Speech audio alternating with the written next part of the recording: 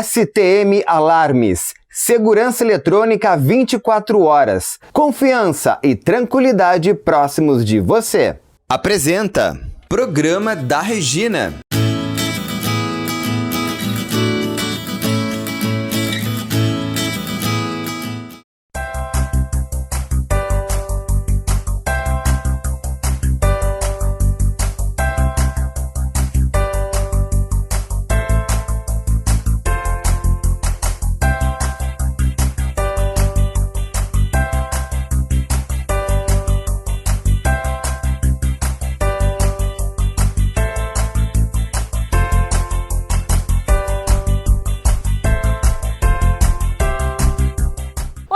De casa, tudo bem com vocês? Programa da Regina entrando no ar, apresentado pelo Grupo STM Alarmes, Portaria Remota e Segurança Eletrônica 24 horas, com patrocínio da Elite Acting, a arte para todas as idades. O patrocínio especial da Simoneto Móveis Planejados, na Avenida Plínio Brasil Milano, 1689, onde nós estamos hoje, e também na Ipiranga, 7630. Ambientes lindos e modernos, você sabe, só aqui na Simoneto. O programa da Regina é digital, você pode nos assistir em qualquer lugar do mundo, pelas redes sociais, pelo YouTube, onde o programa fica sempre disponível, claro, para você revê-lo quando quiser. E também pelo site do canal BATV. Agora, a gente vê os assuntos que hoje, passam por aqui. Hoje eu vou explicar um dos problemas mais prevalentes no consultório de um cirurgião, que é problema digestivo. Especificamente um problema que os pacientes sentem dor abdominal, cólica abdominal, após a alimentação. Daqui a pouco vamos estar conversando no programa da Regina sobre dores de dente. Olá, ainda hoje vamos comentar sobre a situação do apresentador Fausto Silva e questões relacionadas ao transplante cardíaco. No programa da Regina estaremos falando sobre a relação entre o intestino e a pele. Sabia que eles estão relacionados? Daqui a pouco, no programa da Regina, iremos falar sobre o perfeccionismo, os seus malefícios e benefícios. Calça cargo, será que tá em alta? Já já eu te conto.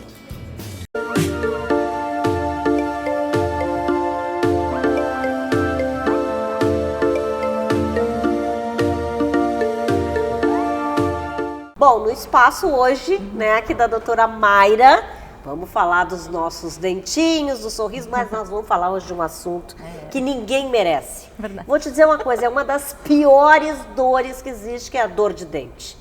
Gente, coisa horrível. E aí a gente se apavora, porque a gente não sabe o que exatamente, que tá doendo. Sim. E o que a gente já faz? A gente já liga imediatamente isso a tratamento de canal. Sim. Mas nem todas as dores é isso, né, Mayra? Nem todas são dores de dente, nem sempre dá canal, que é o temido tratamento de canal. Uhum. Mas quando a gente deixa passar muito tempo, aquela dorzinha leve, geralmente acaba Quando ela entrando, está há muito tempo, então, há a dor. muito tempo, Incomodando, ela veio aos pouquinhos e aumenta. Isso, exato. Aí pode ser tratamento de canal. Pode ser que seja. Mas tirando isso, tirando o tratamento de canal, que outras dores que a gente costuma ter, bucais, assim, e que tem que procurar o dentista? A gente pode ter dor na gengiva por uma má escovação, a gente pode ter dor de sensibilidade dentária por retração da gengiva, escovar muito forte, a gengiva sobe e expõe aquela parte do dente que é a dentina, então fica mais sensível. A gente pode ter a dor do princípio da cárie, que é também a exposição da dentina, que também o dente fica mais sensível. A gente pode ter a dor do siso, quando ele começa a nascer. E às vezes também quando ele está incluso, e que daí também. Às vezes ele tem crises. Eu sei que eu tenho um assim. Então às vezes ele tem umas crises, que tem casos que é pericoronarite, o nome. A pericoronarite, exatamente. Que é uma inflamação daquela pelezinha que envolve o siso, Que também dá dor. Bastante. Ou seja, ela infecciona e dói, Mas hoje a gente tem isso, muitos tratamentos, muitas coisas para aliviar qualquer tipo de dor. Sim, vai depender muito da dor que o paciente tem para a gente poder fazer o tratamento, Mas realmente tem muito amplo assim, a gama de tratamentos que a gente tem para dor de dente, Vai depender de qual dor que o paciente está sentindo. Mas quanto mais cedo ele for ao dentista, mais rápido a gente consegue tratar e evitar o pior, que seria a dor de dente ou a própria extração dentária, Agora, quando ele chega, por exemplo, e tu vê que tem uma inflamação, tu pode tratar naquela hora já para evitar essa dor, ou às vezes ainda tem que esperar um pouco para poder mexer? Depende. Às vezes dá, às vezes não. Tem que só avaliando, assim, pra gente ver. Mas de qualquer forma a pessoa não volta com dor para casa, ou seja, ela fica... Não, ou vai ser medicado com uma medicação via oral, ou vai ser medicado com uma medicação intradentária, né? Que é o canal, no caso. Mas é bem isso, quer dizer, hoje em dia a gente não tem mais que ter medo da dor de dente. Porque existem inúmeros tratamentos e também inúmeras causas, né? É bem isso. Nem sempre a dor vai dar um canal, né? O paciente que tem medo e acaba deixando aquela dor, tipo, acha que vai passar sozinho. Não vai passar. Tem que ir ao dentista. Quando começa a incomodar, vai, porque a chance de evitar um problema é muito maior. Agora, os tratamentos hoje são bem modernos, né? Sim. Que é o que a gente estava falando. E acabam sendo personalizados, né, Mayra? Sim. Porque é bem isso, depende de cada um, como tu estava falando. Sim, vai depender da dor do paciente para a gente poder realizar aquele tipo de tratamento ou não, né? Ou se vai ter mais uma sessão, ou vai ser uma sessão única, por exemplo, né? Tem tudo isso também, né? Agora, antigamente tinha isso, né? A gente ficava lá com a boca aberta, se morrendo de dor e tal. Hoje em dia tem isso também, que é a rapidez com que se resolve, né? Analgesia, enfim, essa coisa toda. Sim, tem... Como a gente tem a evolução dos equipamentos odontológicos também, então fica muito mais fácil para o dentista fazer o tratamento. Fica mais rápido, né, na verdade. Né? A gente não depende tanto da habilidade manual hoje em dia, né? Porque tem muitos equipamentos que são elétricos, por exemplo, que a gente não precisa que nem um canal ali, que tu vai com a lima, fica girando com o dedo, não precisa mais, né? Tem um equipamento elétrico que faz aquele giro do dedo para nós, vamos dizer assim, né? Não, cáries Por também exemplo. hoje, tudo, né? A limpeza, tudo é muito mais rápido e mais eficaz. Com certeza, né? Tem todos os equipamentos que nos ajudam a isso também, né? Bom, então tá, tem que ir no dentista, gente. Não fiquem com dor e não tenham medo do dentista, porque não tem mais pra que ter. Não, né? com certeza. Isso mesmo. Obrigada, tá, Mayra? Eu que agradeço. Vem cá, como é que tá a decoração externa aí da sua casa? Aquele jardinzinho lá que você tem, né? Que você gosta de tomar chimarrão, ou então aquela sacada que você fechou. Claro que é ótimo, agora no inverno a gente bate solzinho, mas tem que ter móveis legais, especiais e aconchegantes. Isso você consegue saber onde? Na Lemertz, e com um precinho, gente, ó, bem menor. Dá uma olhadinha.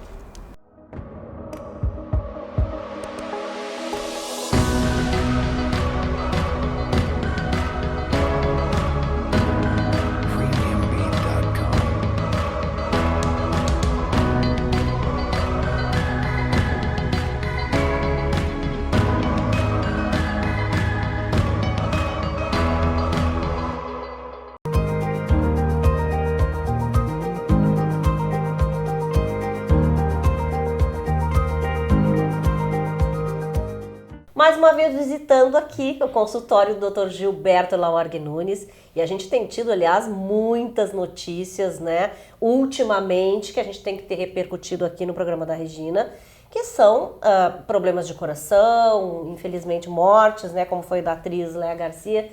E agora o assunto realmente que está preocupando aí todo mundo é o Fausto Silva, né, que se encontra no hospital, segundo os médicos informam, num caso grave, e esperando um transplante de coração. Bom, esse assunto realmente dá o que falar, né, doutor? Porque todo mundo, certeza. Cada um quer saber mais, as pessoas não têm muita informação. Então, em primeiro lugar é isso, quer dizer, neste momento ele precisa de um transplante de coração. Nós até já tínhamos conversado algumas vezes no programa sobre isso, né, que hoje em dia não era mais tão frequente. O que acontece? O fato do Fausto Silva está numa UTI, precisando fazer diálise, né, que é a filtração do sangue para retirar os resíduos que os rins normalmente fazem. Significa que os rins não estão funcionando direito. E também tem relatos que ele estaria usando medicamentos para poder manter a pressão arterial e para ajudar a força de contração do coração. Isso sinaliza que ele tem um quadro de insuficiência cardíaca aguda muito, muito grave. Tá? Então, por isso que ele está nessa situação de ter sido, vamos dizer assim, colocado em caráter de urgência na lista de espera por um órgão, por um coração. Pois é, e aí surge mais uma dúvida que é com relação a essa lista, né? As pessoas, cada um fala uma coisa. Quer dizer, essa lista realmente é única, ninguém pode ser colocado nessa lista porque pagou ou porque é famoso, enfim. Não, isso é importante ficar ressaltado. Cada estado tem a sua própria lista de transplante, não só de coração, mas de todos os outros órgãos. Tá? Essa lista é gerenciada pela Secretaria Estadual da Saúde, que coordena todo o estado. Então, cada estado tem o seu número de pessoas aguardando um transplante de órgão. Em São Paulo parece que são 300 e poucas pessoas que estão nessa fila. Tá? E essa fila ela leva em consideração basicamente há quanto tempo a pessoa está na fila, tá? E, mais importante ainda, a situação clínica desse paciente, certo? Então, existem pacientes que estão há mais tempo na fila, mas que estão clinicamente estáveis, ou seja, não estão hospitalizados, estão em casa, conseguindo desempenhar mais ou menos as suas funções, evidentemente que com limitações, mas não é um quadro que tem um risco de morte nos próximos dias ou semanas. Já não é o caso do Fausto Silva, porque por todas essas informações que a gente recebeu, né, ele é um caso que tem um risco iminente de morte. Tá? Então, se ele não te receber um transplante, nas próximas semanas ou poucos meses, é possível que ele tenha uma evolução muito ruim. Tem uma outra questão aí que daí é dúvida, né, sobre compatibilidade. Quer dizer, o primeiro coração que aparecer não necessariamente será enviado a ele, é isso? Porque tem toda uma outra questão. Sim. Aí. Tem que ser testada a compatibilidade do receptor com o doador. Tá? Isso é feito através da análise do sangue, tipo sanguíneo e outros marcadores que são testados. Tá? Então, de novo, o que rege essa lista são aspectos puramente técnicos. Não interessa quem é, se tem dinheiro, não tem dinheiro, todos são tratados de maneira igual. O que é valorizado são aquelas coisas. A gravidade do quadro, né? Então esse cara não pode esperar 6 meses como um cara que está em casa relativamente estável. Esse paciente tem que ser transplantado o mais rápido possível, senão ele corre o risco de morrer. Não, e é também uma coisa, por exemplo, a gente não pode pegar o coração de uma criança, por exemplo, e colocar num idoso ou vice-versa. Não, tem que ter uma compatibilidade, vamos dizer assim, em termos de peso, de tamanho, né? Da mesma maneira que a gente não pode pegar um coração de criança e botar no idoso, também não dá para pegar um coração de uma pessoa desenvolvida e botar numa criança de 5 anos, porque as dimensões do coração são diferentes. E esse coração que vai ser transplantado também tem que estar sadio. Sim, tem que estar sadio. Tem que ser uma pessoa que tenha morrido de outra causa, né? Que não uma doença cardíaca. Né?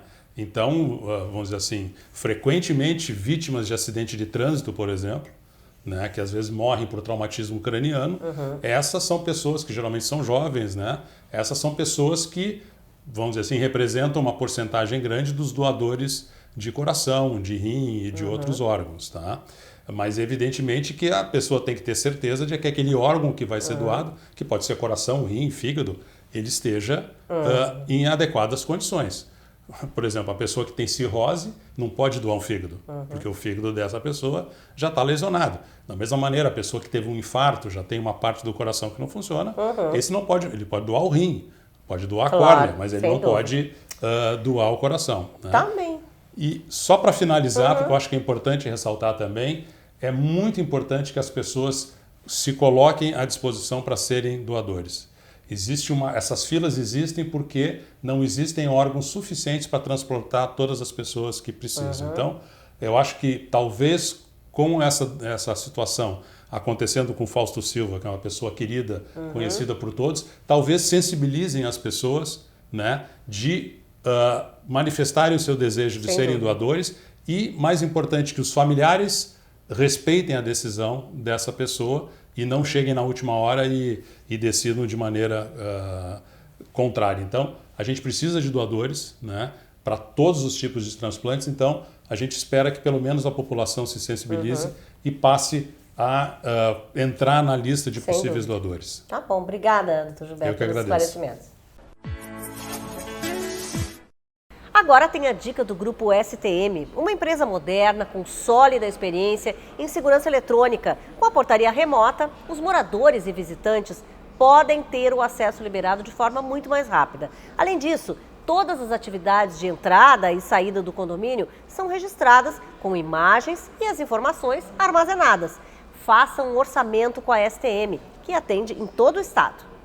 Buscando sempre as melhores soluções para os nossos clientes, apresentamos o que há de mais moderno em tecnologia de monitoramento e controle de acesso para condomínios. STM Portaria Remota. São mais de 30 anos de experiência em monitoramento e segurança, com mais de 3 mil clientes satisfeitos com o nosso comprometimento. Com a portaria remota da STM, você vai ter no seu condomínio o que há de melhor em soluções tecnológicas de segurança. Reconhecimento facial de última geração para entrada e saída de pedestres. Possível redução de até 60% dos custos com a segurança do seu condomínio. Aplicativo personalizado para as necessidades do seu condomínio, com acesso a todas as soluções em segurança da STM remota. E é claro, a combinação perfeita entre tecnologia e uma equipe de profissionais treinados, prontos para atender qualquer chamado presencial. Com a portaria remota, todas as entradas e saídas são controladas e monitoradas 24 horas por dia. É o fim de problemas com falta de funcionários ou erros humanos de acesso. O controle é feito por uma central de monitoramento 24 horas em nossa base de atendimento remota, preparados para resolver as demandas condominiais. STM Portaria Remota, seu condomínio mais seguro com o menor custo.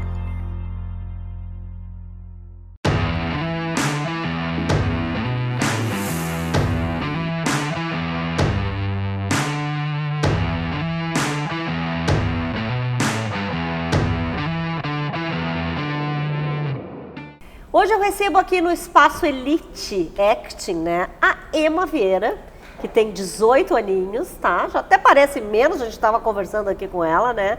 Tudo bem, Ema? Seja bem-vinda. Tudo bem, obrigada. Bom, olha só, a Ema tem uma história bem longa para contar, tá? Porque ela entrou antes da pandemia, né, lá na Elite, ficou um pouco, depois acabou saindo, né? Mas claro que teve um objetivo aí nessa saída, né, Ema? Que foi justamente escrever esse livro aqui. Bom, primeiro eu quero saber o que a Elite te ajudou aí, como é que foi essa trajetória lá na Elite, o tempo que tu tiveste. Eu comecei na Elite antes da pandemia, eu tive aula de teatro, onde eles me ensinaram bastante sobre a arte, sobre a trajetória do teatro. E acabou vindo a pandemia e eu acabei me afastando um pouco e comecei a escrever meu livro, Os Últimos Mestiços. E agora eu estou voltando para a Elite, aos poucos. Pois muito bem, mas olha aqui, gente, não é um livrinho fininho, não, isso que eu estava impressionada. De que trata o teu livro? E tu escreveu ele durante a pandemia, então? Sim, eu tinha 14 anos, mais ou menos, quando eu comecei a escrever o livro, com a ideia do livro, que veio principalmente da minha mãe, com um sonho que minha mãe teve. Mamãe tá aqui, inclusive, gravando tudo. E através desse sonho eu comecei a escrever o livro, que é uma fantasia, vibe lobisomem. Para quem já leu Crepúsculo, Harry Potter, Jogos Vorazes, vai gostar bastante do livro. Eu já sabia que tu era fã de Crepúsculo, só quando eu vi esse livro. E aí, me conta. E ele é para o público juvenil, para os adolescentes, mas eu também já vendi o meu livro para uma senhora de 80 anos e ela se apaixonou pelo meu livro. Olha que chique! E aqui diz o seguinte, ó, uma cidade cercada por grandes lobos e tenebrosos corvos. Olha, gente, um território para caçadores impiedosos. Mas esse teu sonho não foi pesadelo, tem certeza? Na verdade, foi uma cena, a cena mais tenebrosa do livro foi o sonho. E através dessa cena eu meio que planejei tudo isso. Ah, mas olha, quantas páginas tem? 323 mas páginas. Esse sonho rendeu, hein? Mas era uma cena de cinema na tua cabeça isso, porque dá pra escrever um livro assim? É que quando tu começa a escrever o livro, as cenas vêm se passando na sua cabeça como se estivesse realmente acontecendo. E vai vindo as ideias assim no decorrer do tempo e voluntariamente. É como um filme mesmo. E agora tu tá voltando pra Elite, assim, com que projetos? Mais pro ramo do teatro e para os livros e para arte, né? Que a Elite está bem relacionada à arte em geral, né? Pois é, eu queria dizer, desenvolve muito esse lado artístico, né? Seja qual for. Agora, livro, por exemplo, como é que foi para ti o processo de criação desse livro, né?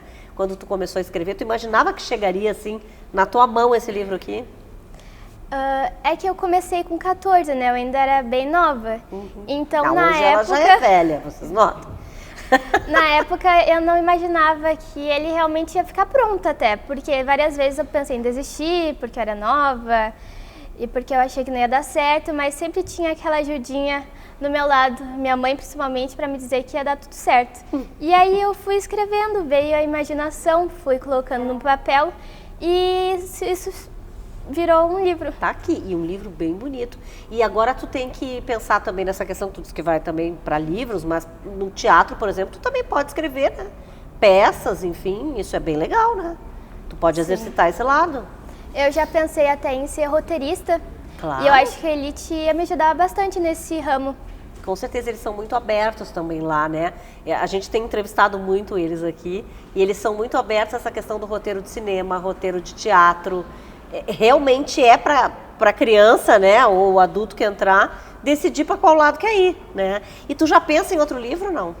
Na verdade é uma trilogia, né? Esse é o Olha. primeiro livro, então eu já estou escrevendo o segundo e o terceiro eu já tenho em mente tudo que vai acontecer, mais ou menos. E a história segue a mesma e tu vai aparecendo na tua cabeça coisas diferentes, como é que é? Ou desde o princípio tu já sabe nessa trilogia o que tu vai colocar? No princípio eu achei que ia ser só um livro, mas eu percebi que tudo que eu estava colocando aí dentro precisava de mais história. Só um livro não ia dar conta, então eu pensei em fazer uma trilogia, que ia ser muito melhor. Então esse livro não tem um final, não para só nele. Sim, mas com certeza não vai parar, né, Emma? A gente sabe que não. Obrigada, viu, pela tua história aqui, pela tua experiência, e é legal para que vocês que estão em casa vejam, né? Quando a gente vai para um lugar onde se respira arte, muita coisa pode acontecer, né? Inclusive esse livro aqui. Obrigada, viu, Emma? Muito obrigada.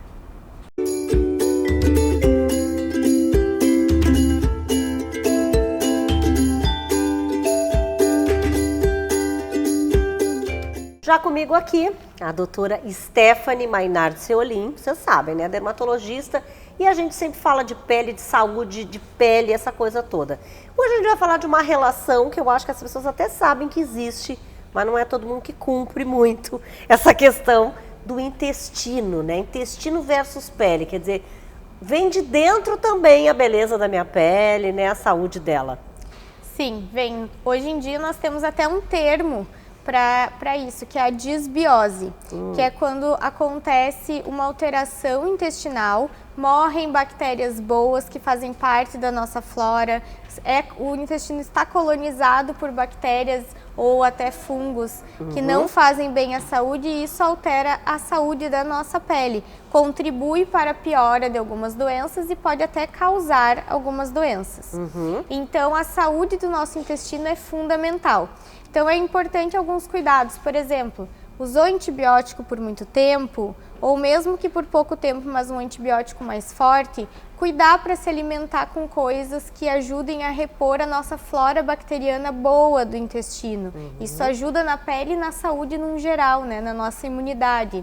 Então pode tomar também alguns repositores de flora bacteriana intestinal, esses que se usa para quando dá diarreia, vômito. Dá uns piriris. Tem alguns específicos para pele, algumas cepas específicas para quem tem acne, algumas específicas para quem tem dermatite atópica e alergias. Então isso consultando a gente orienta também. Eu queria te falar, quer dizer, a pessoa indo consultar também, tu vai saber como é que é o movimento do intestino dela, tudo isso para poder saber o que receitar. Mas é importante ter a consciência do quanto o intestino é importante para a saúde no geral e também para a pele. E que a alimentação está fortemente relacionada a isso, né? Então uma pessoa que tem uma alimentação muito rica em açúcar, muito rica em carboidratos, vai ter um intestino todo alterado e inflamado. E isso faz com que piore todas as doenças inflamatórias.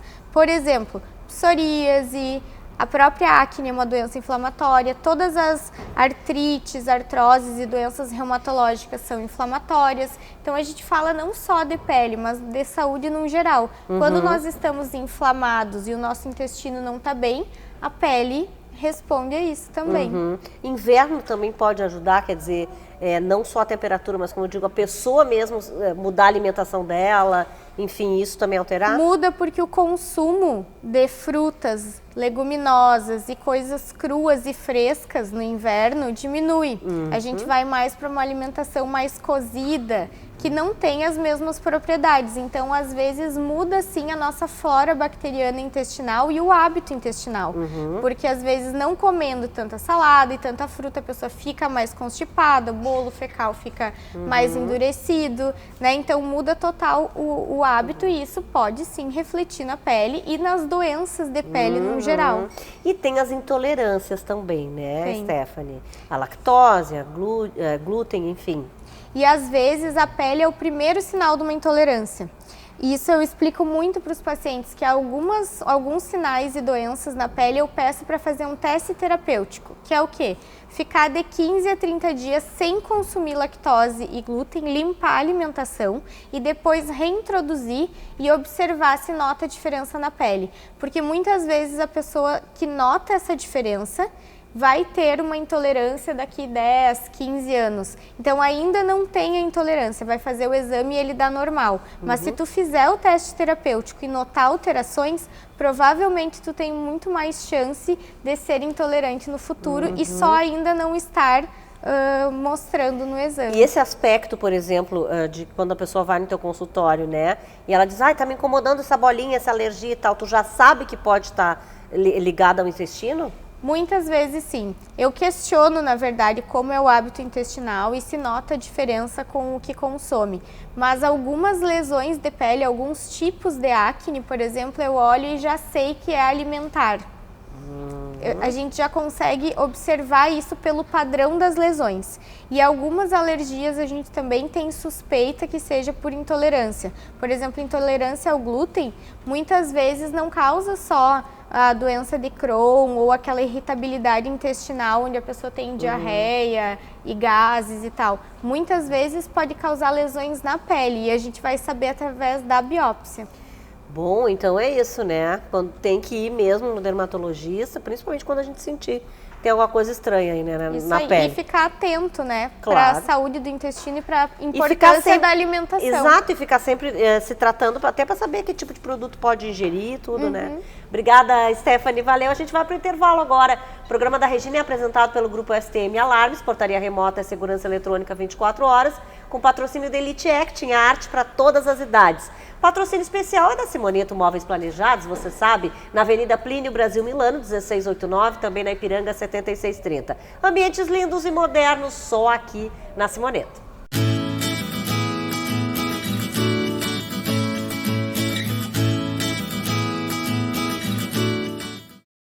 STM Alarmes, há 30 anos trabalhando para garantir segurança, tranquilidade e comodidade para você. Investir na segurança do seu patrimônio é investir no bem-estar do seu negócio. Soluções completas em segurança eletrônica, serviços personalizados com as soluções que você precisa. Portaria autônoma, virtual e presencial, monitoramento de alarmes, câmeras para segurança e muito mais.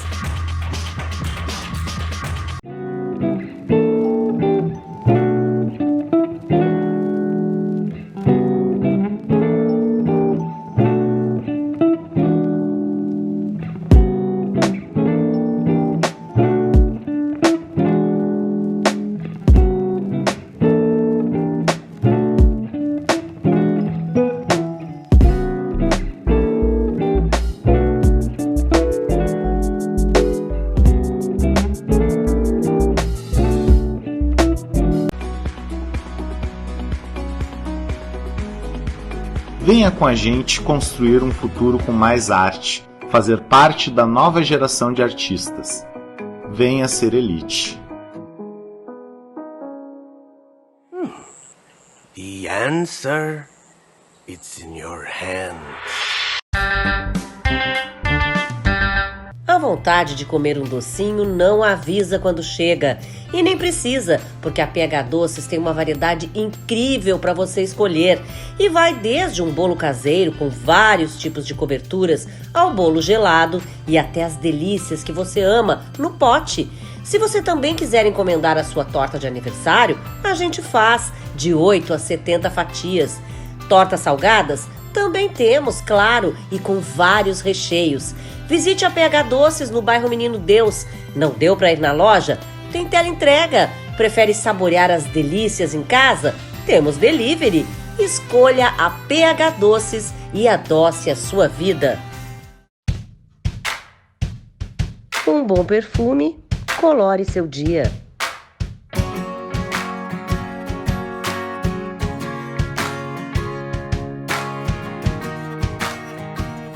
Linha de fragrância, Regina Lima.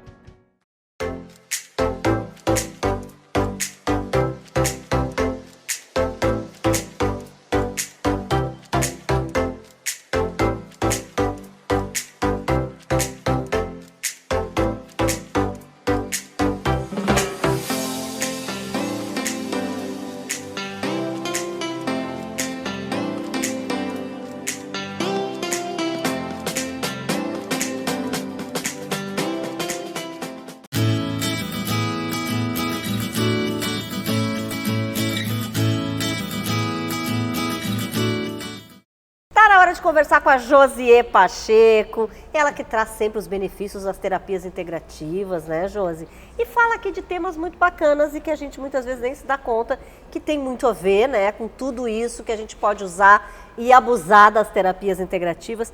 Hoje a gente vai falar sobre perfeccionismo. Tenho certeza que muita gente acaba vendo e se encaixando, né, aí quando a gente fala nessa palavrinha.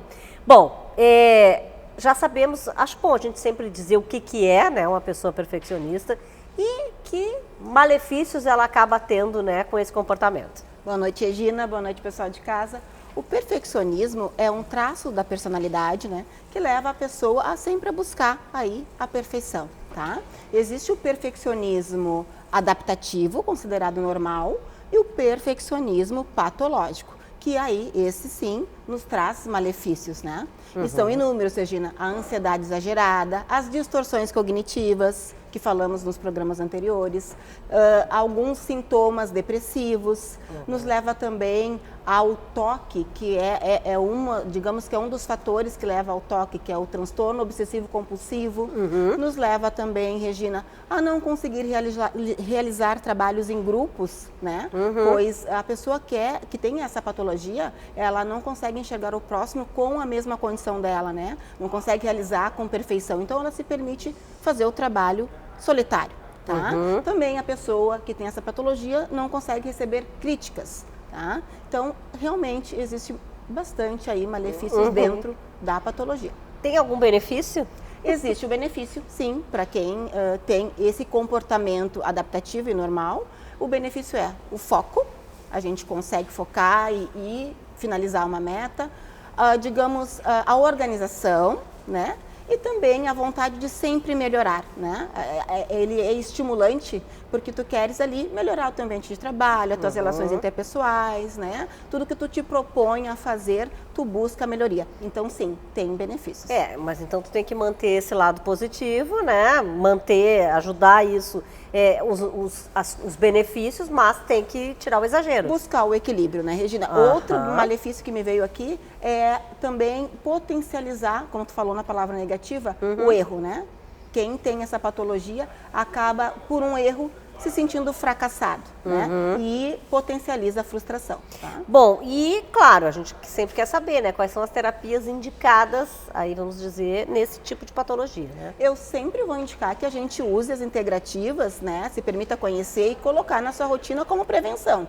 Porque nós não somos robôs, né, Regina? Claro. Nós podemos, a qualquer momento, entrar numa disfunção e enraizar essa disfunção no nosso cotidiano. Então, integrativas entra como prevenção e também para a gente manter o equilíbrio e também como um tratamento se já acontece aí uma patologia. E todas as terapias estariam indicadas? Todas estariam indicadas e também podemos acrescentar aí a TCC, que é a terapia cognitivo-comportamental, para agregar aí no bem-estar e a cura dessa pessoa, né? Chegamos e às vezes até a constelação familiar, né, Josi? Que pode ter a ver, né, com a nossa criação, com a educação. Exatamente, vem da nossa ancestralidade, a constelação ela vem para nos mostrar exatamente como a gente está vivendo no presente, né? Quais são os hábitos, quais são os comportamentos que não nos leva aí a progredir, né, em todas as áreas da nossa vida, tá, Regina? Tá bom então, Josi, valeu, obrigada. Eu gostaria de deixar uma mensagem para as pessoas de casa. Não existe pessoas perfeitas, nem situações perfeitas, nem lugares perfeitos. Existem pessoas que buscam evoluir, melhorar, né? Tanto a si próprio quanto as suas relações. E existem lugares e situações que nos trazem bem-estar. Verdade. Obrigada, viu, Josi? Valeu. Chegamos! Agora acabamos de vez com suspense. A nova loja da Simoneto é na cidade de Canoas, para ficar cada vez mais perto de você que mora no município de Canoas ou na região do Vale dos Sinos.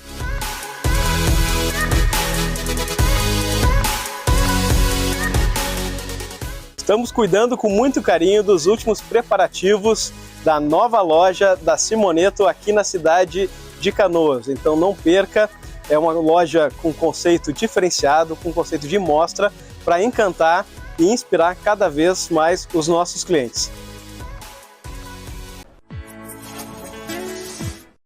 No Minuto ACG Home Care, uma empresa de atendimento domiciliar que está há 23 anos no mercado, o CEO Alexandre Pires fala hoje sobre políticas públicas e home care.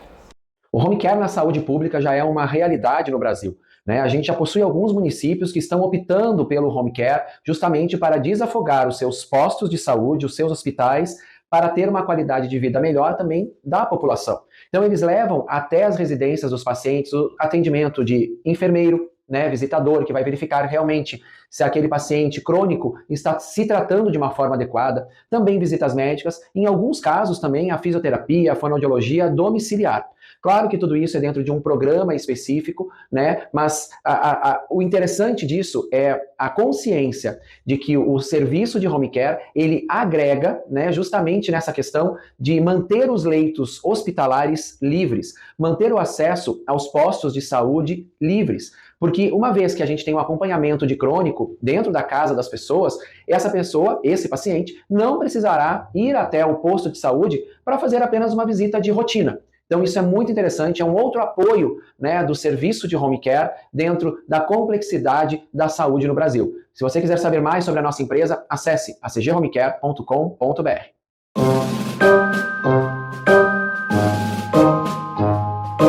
Amigos e amigas do Rio Grande do Sul, que saudade que eu tô de vocês. Eu tô aqui com essa vista bonita do Rio de Janeiro, mas com saudade do meu sul. E eu quero convidar todo mundo aí pra assistir meu show de stand-up comedy Isso a TV Não Mostra, que vai estar lá no Poa Comedy Club às 20 horas, dias 3, 10, 17 e 24 de setembro. O que vai rolar nesse show? De tudo um pouco. Música, paródia, deboche, bastidores da TV e muitas cositas mais personagens. Eu vou ter convidados especialíssimos. No dia 3, Betina Câmara. No dia 10, Mayura Matos. No dia 17, Nelly Coelho. E no dia 24, Tainá Andrades. Não perde show, tá tão bonito. Eu tô com tanta saudade desse público que me abraça tão lindamente. E embora seja friozinho aí, me dá tanto calor. Eu espero vocês, hein? Vai me ver. Ai, ai, ai. Beijo, saudade. Vem me ver, vem. Olá pessoal, tudo bem? Meu nome é Marcelo Bertani. Estou aqui para convidá-los para minha exposição Casas do Mal, no Café Mal Assombrado. O trabalho Casas do Mal tem 10 anos. São fotos que foram tiradas nesse período no Uruguai e aqui no interior do Rio Grande do Sul.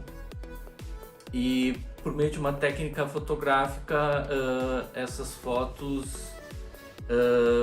são incorporados elementos de terror, de horror nessas fotos dessas casas, que acho que tenho certeza que vão agradar muito a quem é fã desse gênero, do horror, do terror. Então estão todos convidados e espero todos lá. Abraço. Olá, meus amores de Porto Alegre. Eu vou estar aí com vocês no dia 7 de outubro, no Teatro do Sesc, ali na Alberto Brins. Faço questão que vocês estejam comigo, que vão lá me assistir. A minha peça chama Eu Sempre Soube.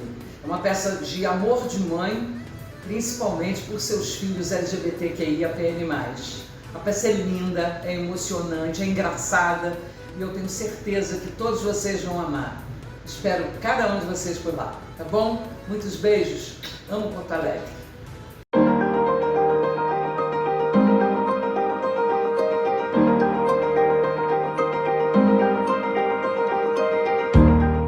Hoje eu vou explicar um dos problemas mais prevalentes no consultório de um cirurgião, que é problema digestivo. Especificamente um problema que os pacientes sentem dor abdominal, cólica abdominal após a alimentação, sobretudo após a alimentação gordurosa. Então, quem tem problema na vesícula, esse é um dos problemas mais prevalentes, um dos que a gente mais atende em consultório.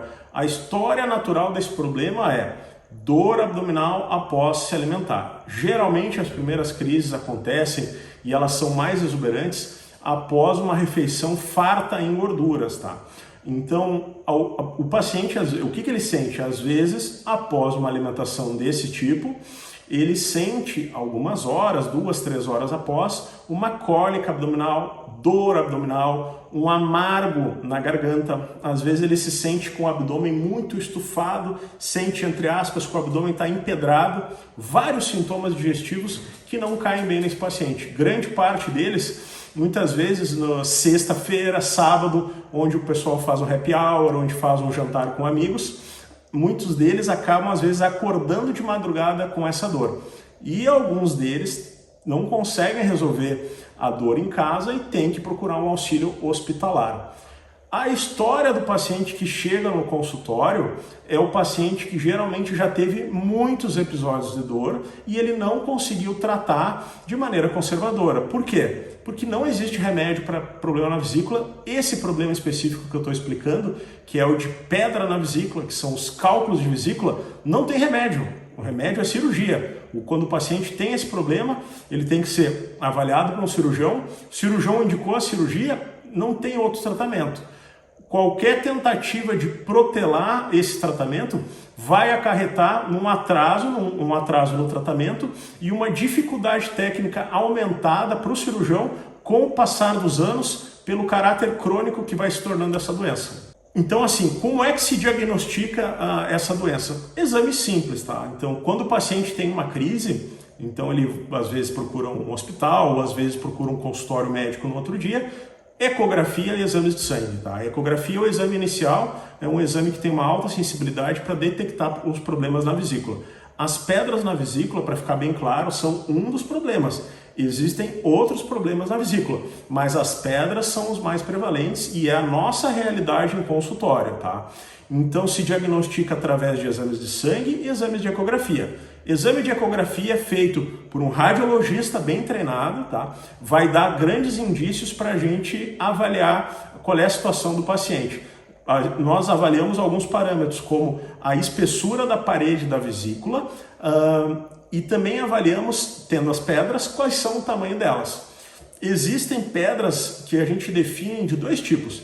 Tem umas pedras muito pequenas, que são chamadas de microcálculos, e tem pedras maiores, geralmente a gente considera maior que 1 centímetro, que são os cálculos, que são as pedras de tamanho normal. Qual é a diferença desses dois?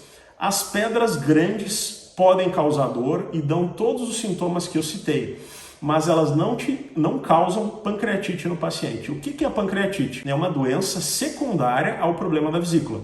Então, o paciente que tem microcálculos na vesícula, que é uns grãozinhos de areia, umas pedrinhas bem pequenininhas, de 0,2, 0,3, 0,4 centímetros, essa pedrinha, ela caminha.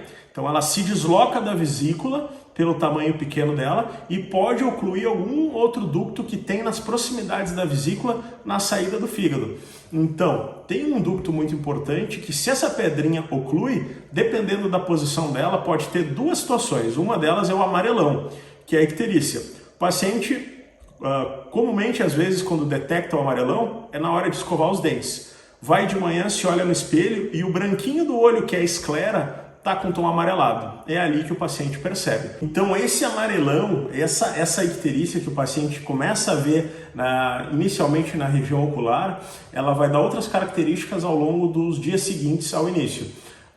O resíduo fecal, as fezes podem ficar com uma cor esbranquiçada e a urina, o xixi, pode ficar com uma cor muito escura, que o pessoal apelida com frequência de uma urina cor de Coca-Cola. Então, assim, no aspecto da cirurgia, a cirurgia ela deve ser bem planejada. Sempre que possível, nós evitamos uma cirurgia de urgência. O melhor cenário e os melhores resultados estão sempre associados a organização, planejamento, a realização de um pré-operatório bem regrado por paciente, no qual a gente investiga se existe patologias diversas, como problemas cardíacos, diabetes, pressão alta, problemas esses que podem repercutir, às vezes, negativamente no pós-operatório de um paciente. Então, eletivamente, é o melhor cenário para a gente operar um paciente com esse problema. Então, no aspecto da cirurgia, a cirurgia que se faz hoje em dia, que é a melhor para o paciente, que tem os melhores resultados, é a cirurgia por videolaparoscopia.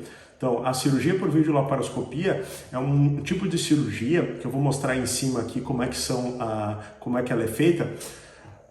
É feita através de pequenos orifícios realizados na região umbilical e nas adjacências por alguns pequenos furinhos. Existem cirurgias que eu faço com 4 orifícios e algumas com 3. Tá? Todos eles são bem pequenininhos. Nessa cirurgia a gente faz todo o procedimento através da videolaparoscopia. E na cirurgia o que se faz? Se retira a vesícula e as pedras. Isso é uma questão que muitos pacientes perguntam para nós em consultório, se por acaso só se retira as pedras. Não, se retira todas as pedras junto com o órgão que está doente. Então eu quero deixar uma mensagem final, agradecendo primeiramente por toda a audiência ao programa da Regina, e explicando que quem tem esse problema de dor abdominal pós-alimentar, que não se sinta sozinho, que isso é uma situação muito frequente, ocorre em diversos problemas, não somente nos problemas da vesícula e não somente nos problemas de pedra na vesícula. O que hoje eu estou explicando é uma doença muito prevalente em consultório e muitas vezes negligenciada pelo próprio paciente. É uma doença que o paciente acredita que vai ter um remédio não cirúrgico.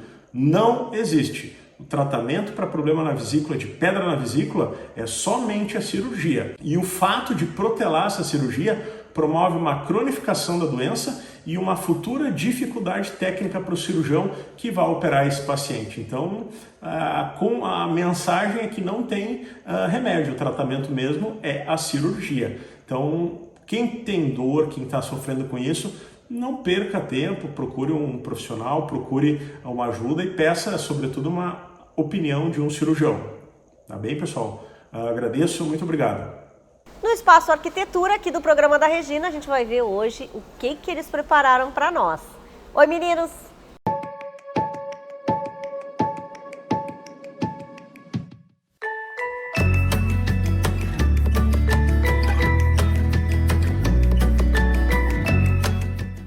Olá, Regina.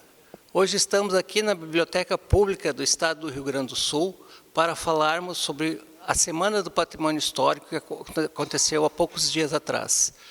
Estou com o meu convidado, o arquiteto Carlos Renato Savoldi, que é diretor do IFAI e que vai nos contar um pouco sobre o patrimônio do Rio Grande do Sul. Renato, por que foi instituída essa data, Dia do Patrimônio Cultural? Obrigado, Roden. Então, o Dia Estadual do Patrimônio no Estado do Rio Grande do Sul inicia em 2019, 17 de agosto de 2019. É uma data alusiva ao aniversário de Rodrigo Melo Franco de Andrade, o primeiro presidente do ISFAM, que hoje é o IFAM. Não é uma data instituída nacionalmente, mas no Estado do Rio Grande do Sul ela é muito significativa. Nós tivemos agora a nossa 5ª edição e foi realmente um senhor evento. Nós estamos ainda muito impactados e muito contentes com o que tivemos de retorno nessa que entendemos assim uma das maiores ações de educação patrimonial no Estado do Rio Grande do Sul. O que foi feito para as comemorações? Eu sei que teve uma programação extensa, né? Mas aquilo que foi mais importante, que pode salientar de mais importante em relação a essas comemorações? Muito bem. Essa nossa edição, ela contou com a participação ativa de 118 municípios, Porto Alegre mais 117 municípios. Em Porto Alegre, alguns municípios a gente coloca as nossas instituições da Secretaria Estadual da Cultura, que fizeram uma série de atividades.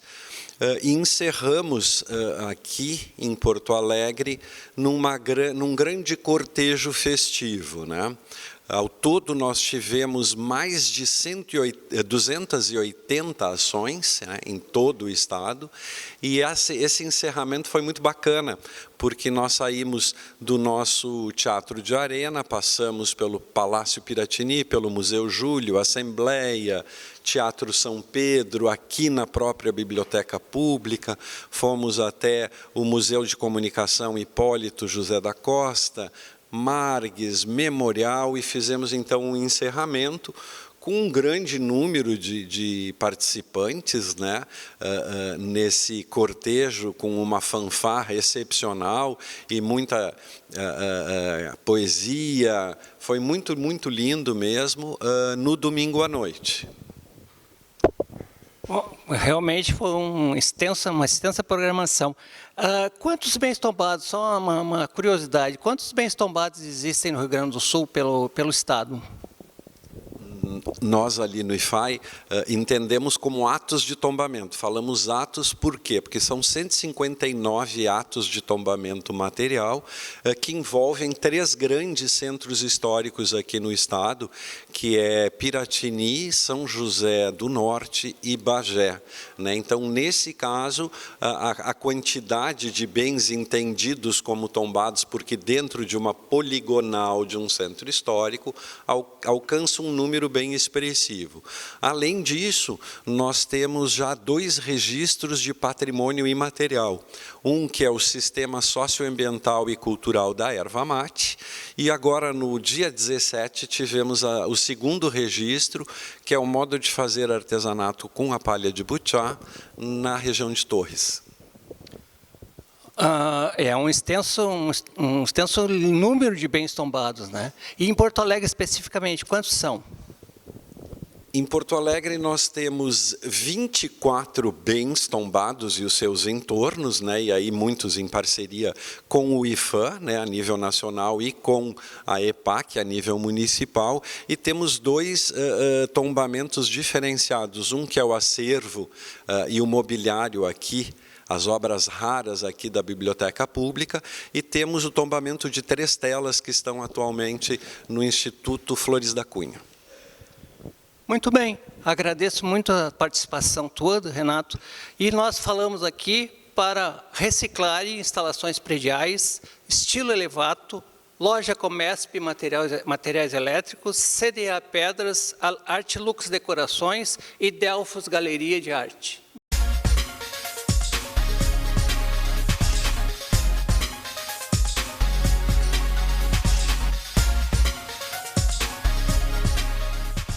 Bom, no espaço de moda aqui do meu diretor, né, hoje vamos falar de calça cargo. Aliás, quero te dizer que muita gente tem essa curiosidade mesmo, primeiro para saber o que é, qual é esse modelo, né, que a gente sabe que é uma calça cargo. Tudo bem? Tudo bem, Rê. Tudo bem, pessoal. Calça cargo, que aliás não é nenhuma novidade, né, na moda masculina. E até se brinca muito, né, que quem usa hoje é meio tiozão, porque ela fez muito sucesso nos anos 90, mas a gente vê hoje a calça cargo como uma peça que está caminhando para ser uma temporal do guarda-roupa masculino. Então a gente tem que ficar muito atento que ela foi muito moda, né? Ela está em alta e está caminhando aí para se perpetuar no guarda-roupa masculino como uma peça indispensável. Mas sim, a calça cargo, ela divide opiniões, porque ela tem aquele aspecto mais de mais roots, né? Com aquelas com os bolsos laterais, com os bolsos traseiros Ela tem uma grandes. cara esportiva, assim, Sim, né? a gente lembra muito, assim, o pessoal que pratica o montanhismo, que daí bota aquelas botas mais roots mesmo, né? O pessoal do skate, por vezes o pessoal do surf também. Então ela tem essa pegada bem urbana, né? E aí tem uma turma aí do pessoal que acaba guardando aquelas peças mais antigas e acaba usando, e aí fica aquela coisa mais tiozão, porque ela é muito larga, né? Pois é, isso que eu ia te perguntar, mas para ela estar no armário como um item indispensável, ela precisa combinar com bastante coisa, assim. Sim. E ela combina? O que a gente pode dizer? Ela não é uma peça muito fácil de combinar, né? Ela tem aquela pegada mais de final de semana, bem casual, né? O que a gente está vendo hoje na moda aí, para quem quer aderir a calça cargo, né? Tem o modelo mais jogger, né? Então, que é aquela calça que tem essa pegada com os bolsos, mas ela vai afunilando e tem o elástico lá embaixo. Que eu né? acho que é mais difícil de combinar com alguns sapatos, né? Sim, daí é com tênis. Daí o tênis fica muito bacana, né? Mas também depende do mais tênis. adequado. Depende do tênis, É isso né? que eu digo, ela não é fácil de Ela combinar. não é fácil combinar, né? Tem a calça tradicional, que é aquela mais larguinha mesmo. As calças são feitas de sarja, na maioria, que a gente já está encontrando com outros tecidos, mas sarja é o mais clássico, Sarja né? é esse Esse tecido aqui, do teu blazer, exatamente, é do blazer e da calça, né? Então, é um tecido mais molinho, digamos assim, né? Então, a gente tem que... E tem uma outra, que essa aqui eu vou falar, mas ela não está completamente fora de uso, que é a calça capri. Ah, sim. Te lembra da calça capri? Lembro, claro que eu lembro. Que não é nem calça, não é nem bermuda. Sim. Ela fica por aqui, assim, né? Mas essa já foi, é isso? Não se usa, né? Então, quem tiver, por favor, faça a gentileza de nem doar. Porque, nem doar, porque a pessoa não vai querer receber, porque ela não vai usar. Não é bacana, né? Então, assim, acho que para quem quer usar, né, essa calça cargo, tem aí as botinas mais sequinhas, né, que eu acho bem bacana. Não aquela de solado tratorado, tu diz. Não, essa aí só os caras querem fazer montanhismo, né? Daí ele precisa usar, mas não, muitos homens... Não, é porque o tratorado, por exemplo, tá muito em moda pra mulher, né, agora. Sim, E aí não sei pra homem como é que é. Pro homem, na verdade, se a gente usa esse estilo, ele fica muito carregado, né? Então, assim, acho que não remete muito realmente aos anos 90. Então, ao esporte mesmo. Ao esporte também. mesmo, né? Então, a calça cargo, ela tá aí com uma pegada mais moderna, que existe também uma composição mais moderna, né?